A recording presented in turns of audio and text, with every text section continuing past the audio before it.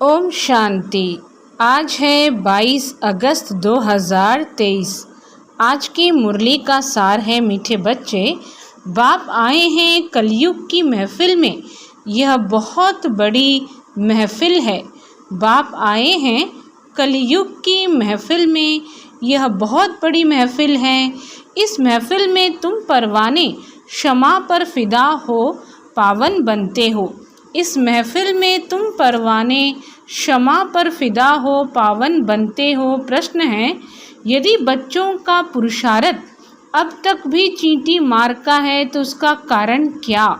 यदि बच्चों का पुरुषार्थ अब तक भी चींटी मार का है तो उसका कारण क्या? उत्तर में बाबा बोले, कई बच्चों में रूठने की आदत है। बाप से रूठकर पढ़ाई छोड़ देते हैं तो माया नाक कान से पकड़ लेती है, इसलिए पुरुषार्थ आगे नहीं बढ़ता, चींटी मार का ही रह जाता है। क्या कह रहे हैं बाबा कि बाप से रूठकर पढ़ाई छोड़ देते हैं तो माया नाक कान से पकड़ लेती है, इसलिए पुरुषार्थ आगे नहीं बढ़ता, चींटी मार का ही रहता है। बच्चों को मुरलीधर बनने का शौक चाहिए, सुनकर औरों को सुनाना है, रिजल्ट देनी है। जो बच्चे मुरली मिस करते, जिन्हें पढ़ाई का कदर नहीं, वह कभी बख्तावर नहीं बन सकते। जिन्हें पढ़ाई का कदर नहीं, वह कभी बख्तावर नहीं बन सकते। आज का गीत है, महफिल में जल उठी क्षमा। ओम शांति। परमपिता परमात्मा शिव को क्षमा भी कहते हैं। परमपिता परमात्मा शिव को क्षमा भी कहते हैं। नाम बहुत डाल देते हैं तो मनुष्य मूंझ गए हैं। आत्मा भी ज्योति स्वरूप है, अब तुम जागती ज्योत बन रहे हो। क्षमा आई है, यह महफिल तो बहुत बड़ी है। कोई तो आकर बाप का बनते हैं, बाप का बन जीते जी फिदा हो जाते हैं। दे अभिमान छोड़ा तो आप मुए मर गई दुनिया। आप कौन? आत्मा। आत्मा शरीर को छोड़ देती है तो सारी दुनिया उनके लिए जैसे मर गई। तो आत्मा के बारे में बाबा क्या कह रहे हैं? आत्मा शरीर को छोड़ देती है तो सारी दुनिया उनके लिए जैसे मर गई। अभी बाप भी कहते हैं, अपने को आत्मा समझो। हम तो बाप के हैं, शरीर का भान मिटा देना है। मनुष्य मरते हैं तो देह सहित सब कुछ भूल जाते हैं। समझते हैं शरीर छोड़ा तो तल्लुक टूटा।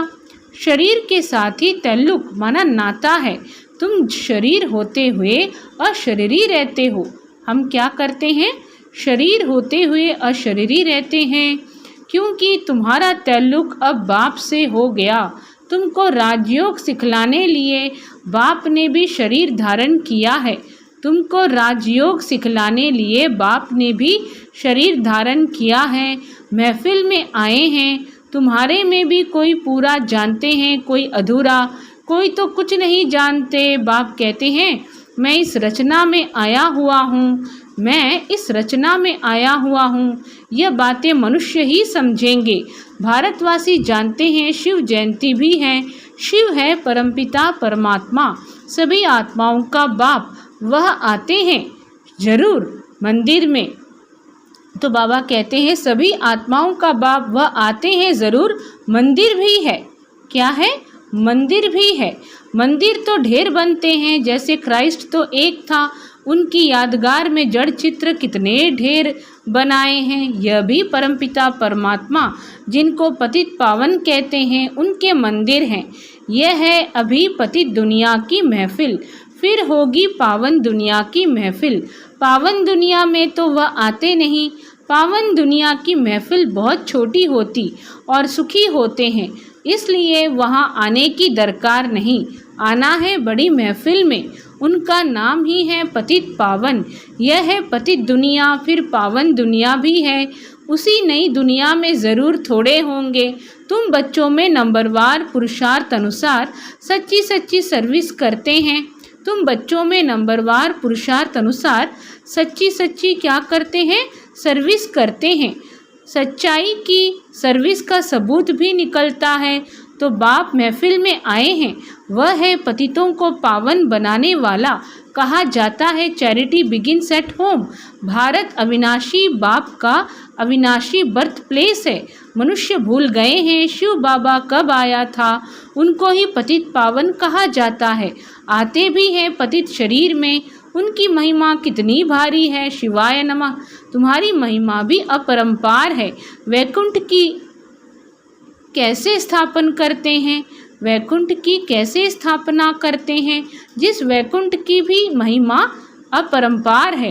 तुम बच्चे ही ये जानते हो और ऐसे वैकुंठ में जाने के लिए पुरुषार्थ करते हो, परंतु तुम्हारा पुरुषार्थ बड़ा ठंडा चींटी मार्ग का देखते हैं। तो आगे बाबा कहते हैं माया किसको कान से नाक से पकड़ती रहती है। तो माया क्या करती है, सबको धराशायी करने की कोशिश करती है। तो इसलिए बाबा कहते हैं कि अपना हमेशा क्या करो, ख्याल रखो। माया किसको कान से नाक से पकड़ती रहती है, किसको भी छोड़ती नहीं है, सोचते भी हैं। ऐसे शिव बाबा को निरंतर याद करें, जैसे पत्नी पति को कितना याद करती है। यह तो पतियों का पति है, बाबा है। ऐसे बाबा को कितना याद करना चाहिए। ऐसे बाबा की हम कितनी महिमा गाएं। गीत आदि में भी शिव बाबा की कितनी महिमा करते हैं। तेरी महिमा अपरंपार है, इतनी महिमा क्यों गाई जाती है, कोई कारण तो होगा ना। तुम जानते हो बाप ही भारत को स्वर्ग बनाते हैं, भारत को कितना ऊंच बनाते हैं। रावण फिर नीच बनाते रहते हैं। रावण क्या करते हैं, नीच बना देते हैं। बाप आकर सुखी बनाते हैं, दोजख से बहिष्ठ बना देते हैं। तो शिव बाबा आज की मुरली में याद दिला रहे हैं कि पतियों का पति है बाबा। ऐसे बाबा को कितना याद करना चाहिए, ऐसे बाबा की हम कितनी महिमा गाएं। गीत आदि में भी शिव बाबा की कितनी महिमा करते हैं।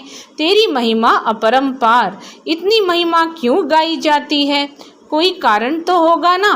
तुम जानते हो बाप ही भारत को स्वर्ग बनाते हैं, भारत को कितना ऊंच बनाते हैं। रावण फिर नीच बना देते हैं, बाप आकर सुखी बनाते हैं, दोजख से बहिष्ठ बना देते हैं। ऐसे बाप को कोई जानते नहीं, पतित तो सारी दुनिया है। भल अशोका होटल के सुख आदि हैं, परंतु यह सब तो अल्पकाल के लिए है। यह है मृग तृष्णा समान राज्य, पाई का भी इसमें सुख नहीं, दुख ही दुख है। सतयुग में राजा रानी तथा प्रजा कितने सुखी रहते हैं, अभी तो कितना दुखी हैं। कितनी रिश्वत खाते, कितने पाप आदि करते हैं। भारत दैवी संप्रदाय था। भारत की महिमा बड़ी जबरदस्त है, जो अब तुम जानते हो। भगवान की महिमा गाते हैं, क्या करते हैं, भगवान की महिमा गाते हैं, याद करते हैं, परंतु जानते नहीं। अरे भगवान कहते हो तो भगवान का पूरा नाम चाहिए ना। उनका नाम है शिव, उनकी सारी महिमा है। मनुष्य उनके नाम रूप देश काल को जानते नहीं, कह देते उनका नाम रूप है नहीं। कहते भी हैं परमपिता परमात्मा परम धाम का रहने वाला है। नाम रूप देश बतलाते भी हैं, परंतु देह अभिमान होने के कारण उनको याद नहीं करते हैं। याद करते भी हैं तो बिगर समझ गाते हैं। तुम माता पिता तुम समझा सकते हो, लौकिक माता पिता तो है ना, फिर यह कौन से माता पिता हैं। पिता कैसे सृष्टि को रचते हैं, कैसे मुख वंशावली रच उन्हीं को राज्य भाग्य देते हैं, सो तो तुम ही जानो और न जाने कोई। तुम्हारे में भी नंबरवार हैं। तुम समझते हो शिव बाबा ब्रह्मातन से आकर पढ़ाते हैं, शिव बाबा ब्रह्मातन से आकर पढ़ाते हैं। शिव बाबा की ही इतनी भारी महिमा है। ब्रह्मा द्वारा राजयोग सिखाकर हमको वैकुंठ का मालिक बनाते हैं। ज़रूर ब्रह्मा सरस्वती पहले पहले आकर लक्ष्मी नारायण बनेंगे। जगत अम्बा और जगत पिता बैठे हैं, वही विश्व के मालिक बनेंगे। उनके साथ कुमार कुमारियाँ भी हैं। यह दिलवाड़ा मंदिर कितना अच्छा बना हुआ है। यह मंदिर आदि तो पहले के बने हुए हैं, अभी हम भेंट करते हैं। हमारे ही यादगार का पूरा यह मंदिर है। तो यह शिवाय नमः गीत तो ज़रूर रखना चाहिए। 2-4 गीत फर्स्ट क्लास रख लेने चाहिए। यह बाबा अपना अनुभव बतलाते हैं। दिल होती है बाबा की याद में रहकर खाएं, परंतु भूल जाते हैं। वो तो कहते हैं मैं अभोक्ता हूँ, वो क्या कहते हैं, मैं तो अभोक्ता हूँ, उनको यह नहीं आता है कि यह अच्छा है व बुरा है। बाप कहते हैं, मैं आता ही हूँ तुम बच्चों को पतित से पावन बनाने, क्योंकि रावण ने तुम्हारे ऊपर जीत पहन ली है, अब फिर उस पर जीत पानी है।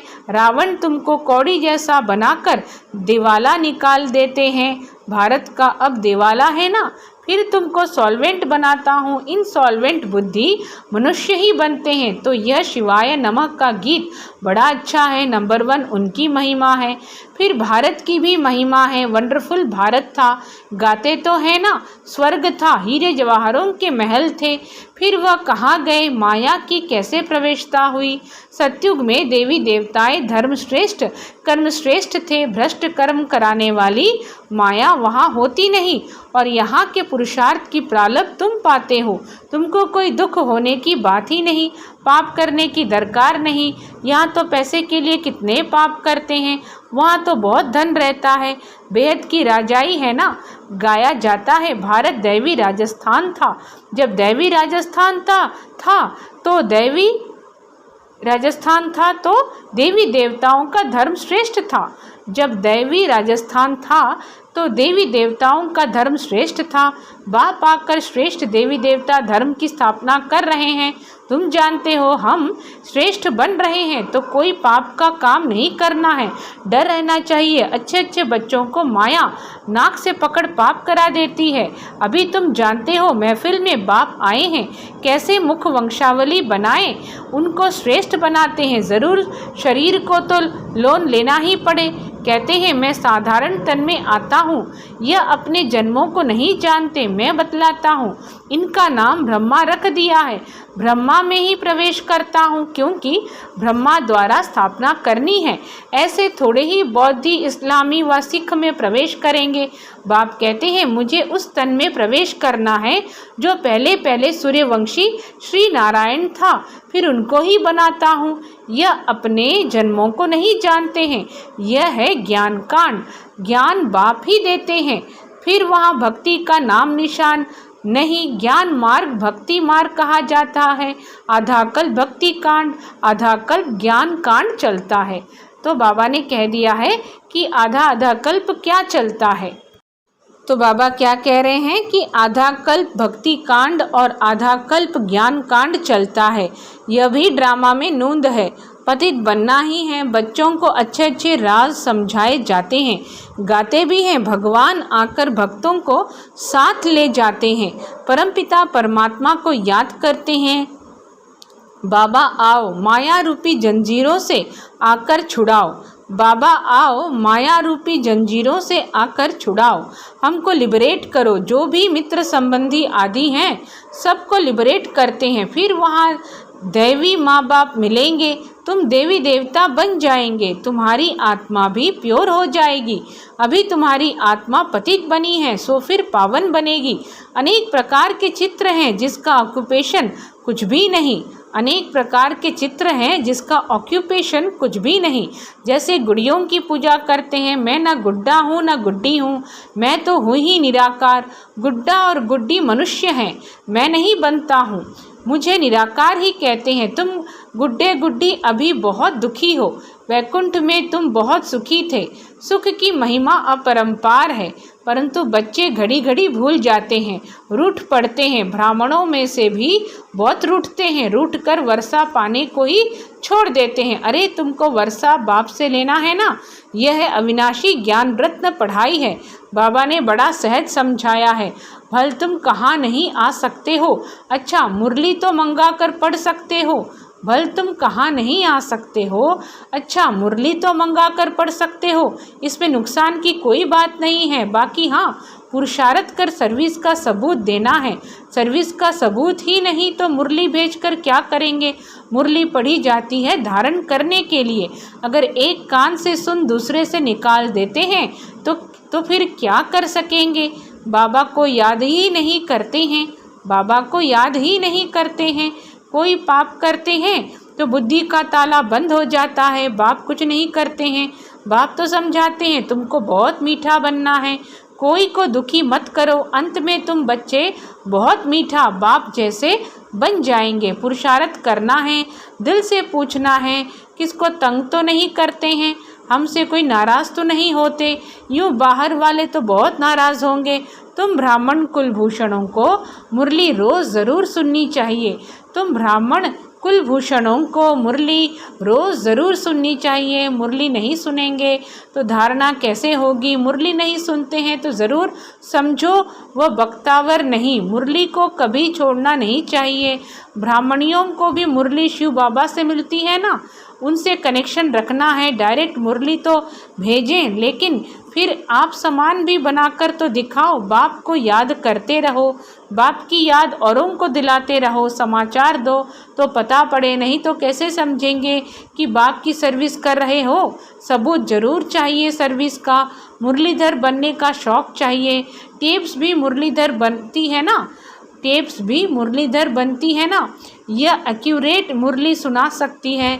तुम नहीं सुना सकेंगे तो क्या करना चाहिए? औरों के कल्याण के लिए टेप रिकॉर्ड मशीन लेकर देनी चाहिए।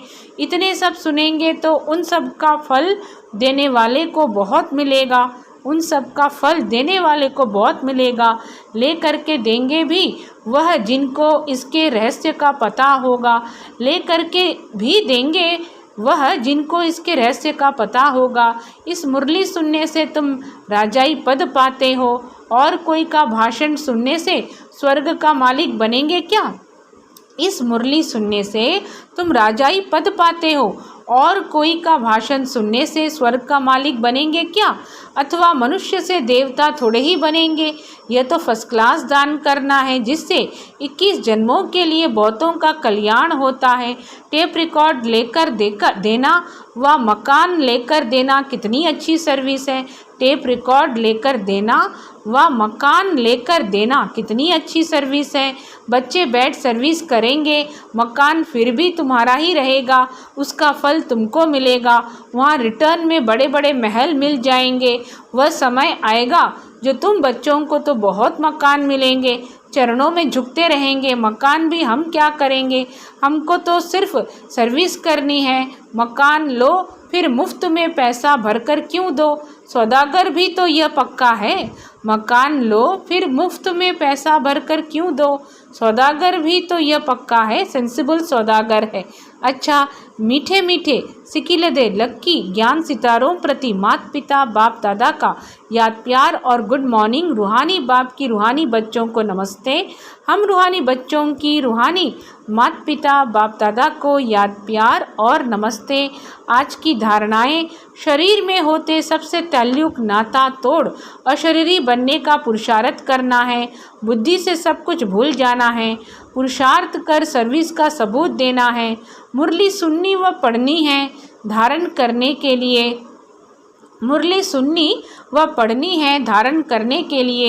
एक कान से सुन दूसरे से निकालना नहीं है।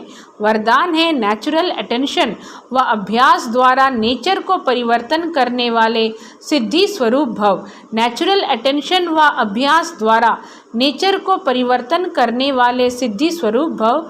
आप सबके निजी संस्कार अटेंशन के हैं। जब टेंशन रखना आता है तो अटेंशन रखना क्या बड़ी बात है। तो अब अटेंशन का भी टेंशन न हो, लेकिन नेचुरल अटेंशन हो। आत्मा को न्यारा होने का नेचुरल अभ्यास है। न्यारी थी, न्यारी है, फिर न्यारी बनेंगी। जैसे अभी वाणी में आने का अभ्यास पक्का हो गया है, ऐसे वाणी से परे न्यारे होने का अभ्यास भी नेचुरल हो जाए तो न्यारेपन के शक्तिशाली वाइब्रेशन द्वारा सेवा में सहज सिद्धि को प्राप्त करेंगे, और यह नेचुरल अभ्यास नेचर को भी बदल देगा। स्लोगन: अशरीरीपन की एक्सरसाइज और व्यर्थ संकल्पों के भोजन की परहेज करो तो एवर हेल्दी रहेंगे। तो व्यर्थ संकल्पों की परहेज करने के लिए बाबा कह रहे हैं। अच्छा, सभी को ओम शांति।